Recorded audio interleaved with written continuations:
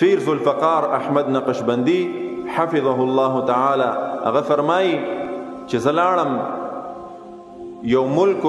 د کفارو ملک ولته چې زه کله لاړم وایي زما ملاقات د یو زنانه سره وشو یو زنانه ما سره ملاو شوه پیر ذوالفقار صاحب ډېر یو عظیم هستی ده ډېر اوچت عالم دی الله ته ډېر د دین کار اغستی دی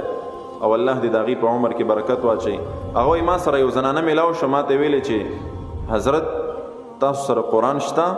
وایي ما ورته ویل چې ما سره قرآن شته ما ته ویل چې لږ بیا راته ونښې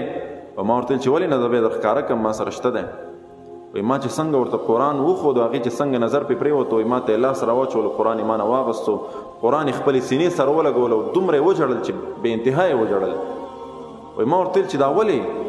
وایي ما ته ویل چې زه تا د سوال کوم ما نه د قرآن واپس ما اخله وایي ما ورته ویل چې نه در نه اخلم وایه چل څه چل شوی دی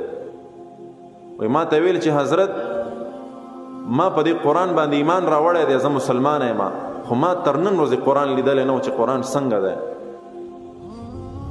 نو لاړ شئ د هغې خلکو نه تاسو پوښتنه وکړئ چې قرآن څه شی دی نن مسلمانان د مسلمانانو د ذلت د ټولو نه غټه ذریعه دا ده چې هغې قرآن پرېښی دی یهود وګورئ په قرآن باندې ایمان نه راوړي ایمان پې نه لري خو د دې قرآن نه چې کومې ګټې یهودو واغستې مسلمانان به یې لا چرته اخلي نو هغه زنانه ډېر زیات وژړل ما ته ویلي چې زه مسلمانه خو یم خو په دې قرآن باندې زما تر اوسه نظر نه دی پرېوتی ما تر اوسه قرآن نه و لیدلی بیا ما سره هغه وړوکی قرآن ما ورته ورکړو چې دا واخله قرآن ډېر عظیم کتاب دی مسلمانانو ورونو په دې قرآن باندې عمل کول پکار دي دا قرآن ویل پکار دي عمل کول پکار دي په دې باندې او بیا نورو ته ښودل پکار دي د دې قرآن مطابق خپله زندگی تیرول پکار دي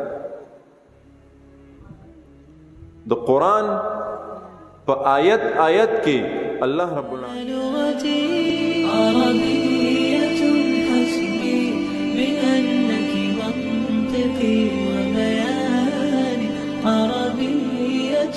قلبي وروحي أحرفي ولساني